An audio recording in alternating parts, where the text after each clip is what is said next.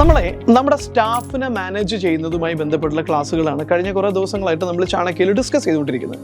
So Chanakya business കോച്ചിങ്ങിൽ നമ്മൾ ഇന്ന് discuss ചെയ്യുന്നത് സ്റ്റാഫിൻ്റെ പ്രൊഡക്ടിവിറ്റി കൂട്ടണം, സ്റ്റാഫിൻ്റെ ഇൻവോൾവ്മെൻറ്റ് കൂട്ടണം, സ്റ്റാഫിനൊരു നമ്മുടെ സ്ഥാപനത്തിൽ ഒരു ഓണർഷിപ്പ് ഫീൽ ചെയ്യണം. ഇത് എൻ്റെ സ്ഥാപനമാണ്, ഇത് എൻ്റെ സ്ഥാപനത്തിന് വേണ്ടിയിട്ടാണ് ഞാൻ വർക്ക് ചെയ്യുന്നതെന്നുള്ള ഫീൽ കൊണ്ടുവരണം.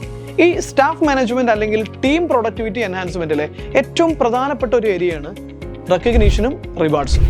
ഏതൊരു മനുഷ്യനും അവൻ്റെ ഏറ്റവും ബേസിക് ആയിട്ടുള്ള നീഡ് അല്ലെങ്കിൽ ആഗ്രഹം എന്ന് പറയുന്നത് അവൻ ചെയ്യുന്ന കാര്യങ്ങൾ മറ്റുള്ളവരുടെ അംഗീകാരം കിട്ടുക. അത് നമ്മുടെ വീട്ടിനകത്ത് ഇപ്പോൾ മക്കൾ ചെയ്യുന്നൊരു കാര്യത്തിനാണെങ്കിലും, ഭാര്യ ചെയ്യുന്നൊരു കാര്യത്തിനാണെങ്കിലും, ഭർത്താവ് ചെയ്യുന്നൊരു കാര്യത്തിനാണെങ്കിലും, ഏതൊരു കാര്യത്തിനും ആ ചെയ്യുന്ന കാര്യത്തെക്കുറിച്ചുള്ള നന്നായിട്ടുണ്ടെങ്കിൽ നന്നായിട്ടുണ്ട്, വെരി ഗുഡ് എന്ന് പറയാനുള്ള ഒരു റെക്കഗ്നീഷൻ എന്ന് പറയുന്നത് ഏതൊരു എംപ്ലോയിയും ആഗ്രഹിക്കുന്നതാണ്. അതുപോലെ തന്നെ അത് മറ്റുള്ളവരുടെ മുന്നിൽ വെച്ച് അത് അവരെ അഭിനന്ദിക്കുന്ന രീതിയിൽ, അവർക്ക് പ്രചോദനമാകുന്ന രീതിയിൽ, ഇനിയും അത് ചെയ്യാൻ പ്രേരിപ്പിക്കുന്ന രീതിയിൽ നമ്മൾ റിവാർഡുകളായിട്ട് കൊടുക്കണം. അങ്ങനെ ഒരു കൾച്ചർ നമ്മൾ ബിൽഡ് ചെയ്യണം. അത് ബെസ്റ്റ് പെർഫോമൻസ് റിവാർഡ്.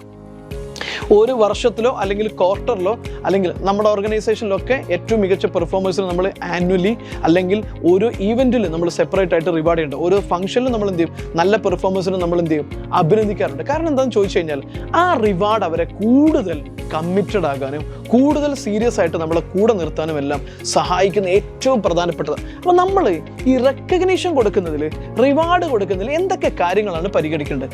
തീർച്ചയായിട്ടും നമുക്കറിയാം, നമ്മൾ ഓരോ എംപ്ലോയീസിൻ്റെയും പെർഫോമൻസ് മോണിറ്റർ ചെയ്യാൻ വേണ്ടിയിട്ട് KPIs സെറ്റ് ചെയ്യും. എന്ന് വെച്ച് കഴിഞ്ഞാൽ അവരുടെ പെർഫോമൻസിൻ്റെ ഒരു ഇൻഡിക്കേറ്റർ സെറ്റ് ചെയ്യും.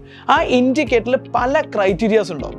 അതായത് അയാളുടെ ഇൻഡിവിജ്വൽ പെർഫോമൻസ് ഉണ്ടാവും. ഇപ്പോൾ സെയിൽസിലാണെങ്കിൽ സ്വാഭാവികമായിട്ടും ക്ലയൻറ്റ് വിസിറ്റ് ഒരു ഇൻഡിക്കേറ്റർ ആയിരിക്കാം, അതല്ലെങ്കിൽ അയാളുടെ ടോട്ടൽ പേയ്മെൻറ്റ് കളക്ഷൻ ഒരു ഇൻഡിക്കേറ്റർ ആയിരിക്കാം, അതുപോലെ തന്നെ നമ്പർ ഓഫ് കസ്റ്റമർ ഒരു ഇൻഡിക്കേറ്റർ ആയിരിക്കാം. ഇങ്ങനെ പല ഇൻഡിക്കേറ്റേഴ്സും നമുക്ക് വെക്കാം. സോ ഇവിടെ KPI അടിസ്ഥാനത്തിൽ ആ KPIയുടെ മാർക്കിനനുസരിച്ച് നമുക്ക് എന്ത് ചെയ്യാം, അയാൾക്ക് റിവാർഡ് കൊടുക്കാം. അതായത് അയാളുടെ പെർഫോമൻസിന് നമുക്ക് റിവാർഡ് കൊടുക്കാം. അതായത് അയാളുടെ പ്രൈമറി ആയിട്ടുള്ള ഉത്തരവാദിത്തം അയാൾ എത്രത്തോളം എഫിഷ്യൻ്റ് ആയിട്ട് അക്കംപ്ലിഷ് ചെയ്യുന്നു, ഇതിൻ്റെ അടിസ്ഥാനത്തിൽ നമുക്ക് അവരെ റിവാർഡ് കൊടുക്കും.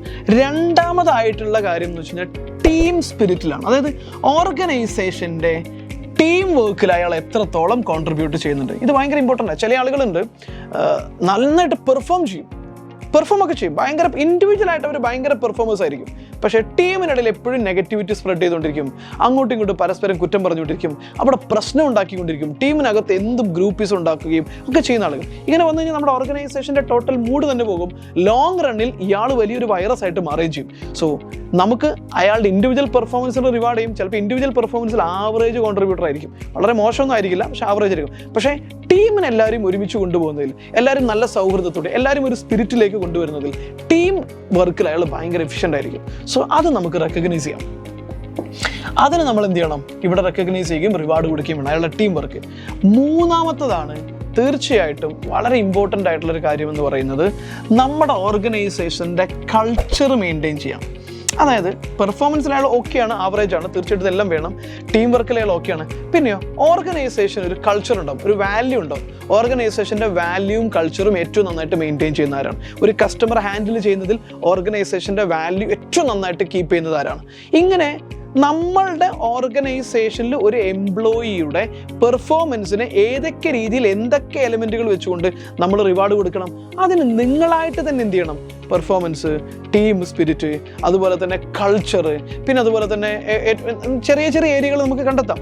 അതുപോലെ തന്നെ കസ്റ്റമർ ഏറ്റവും നന്നായിട്ട് ഹാൻഡിൽ ചെയ്യുന്ന ആൾ, ഏറ്റവും കൂടുതൽ കസ്റ്റമർ ഫീഡ്ബാക്ക് കിട്ടിയ ആൾ, ഏറ്റവും നന്നായിട്ട് പങ്ക്ച്വാലിറ്റി കീപ്പ് ചെയ്യുന്ന ആൾ, അറ്റൻഡൻസ് മെയിൻറ്റെയിൻ ചെയ്യുന്ന ആൾ, ഇങ്ങനെ ഓരോരുത്തർക്കും പരമാവധി ഓരോ ഏരിയയിലും ഏറ്റവും മികച്ച പെർഫോമേഴ്സിനെ കണ്ടെത്തിയിട്ട് അത് ചെറുതോ വലുതോ ആവട്ടെ ഒരു ഈവൻറ്റിൽ നിരന്തരമായിട്ട് റെക്കഗ്നൈസ് ചെയ്ത്, അല്ലെങ്കിൽ എല്ലാത്തിൽ നിന്നും എല്ലാത്തിനെയും കവർ ചെയ്തിട്ട് ഇത്ര പോയിന്റ്, ടോട്ടൽ നിങ്ങൾ ഇത്ര പോയിന്റ് വാങ്ങിക്കുന്ന ആളുകൾക്ക് എല്ലാവർക്കും റിവാർഡ് കൊടുക്കുക.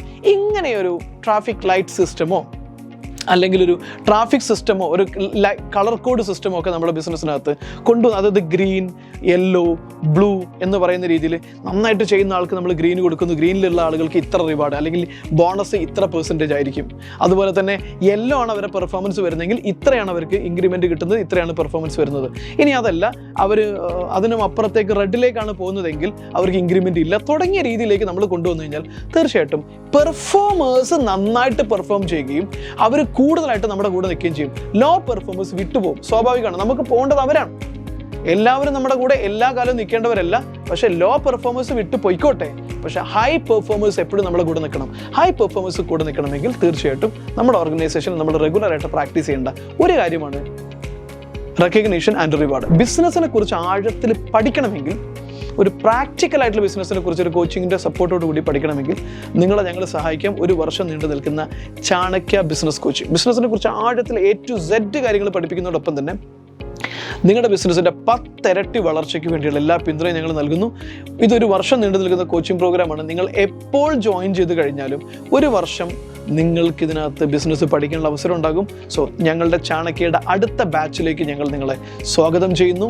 ഈ ജനുവരി 1 അടുത്ത ബാച്ച് സ്റ്റാർട്ട് ചെയ്യണം. ബട്ട് ഡസൻ മാറ്റർ, നിങ്ങൾ ജനുവരിയിലല്ല മാർച്ചിലാണ് ഈ വീഡിയോ കാണുന്നത്, ഇനി ഏപ്രിലാണ് കാണുന്നത്, ഇനി ഒക്ടോബറിലാണ് കാണുന്നതെങ്കിൽ പോലും നോ ഇഷ്യൂ. നിങ്ങൾക്ക് ഏത് സമയത്ത് ജോയിൻ ചെയ്ത് കഴിഞ്ഞാലും സിലബസ് കൃത്യമായിട്ട് അപ്ഡേറ്റഡ് ആയ സിലബസോട് കൂടി ഒരു വർഷം നിങ്ങളുടെ ബിസിനസ്സിനെ ഗ്രോ ചെയ്യാനും ഗ്ലോബലി ഉള്ള ബിസിനസ്സുകാരുടെ ഒരു നെറ്റ്വർക്കിൻ്റെ ഭാഗമായി നിങ്ങളുടെ ബിസിനസ് വളർത്തിയെടുക്കാനും ഇന്റർനാഷണൽ തലത്തിൽ ബിസിനസ് ചെയ്യാനുള്ള അവസരം കൂടെ ചാണക്യ ബിസിനസ് ക്ലബ്ബ് നൽകുന്നുണ്ട്. സോ ഒരിക്കൽ കൂടി നിങ്ങളെ ചാണക്യയിലേക്ക് സ്വാഗതം ചെയ്യുന്നു. ദിസ് ഇസ് മീ, കസാഖ് ബഞ്ചാലി, ദ ബിസിനസ് കോച്ച്. താങ്ക്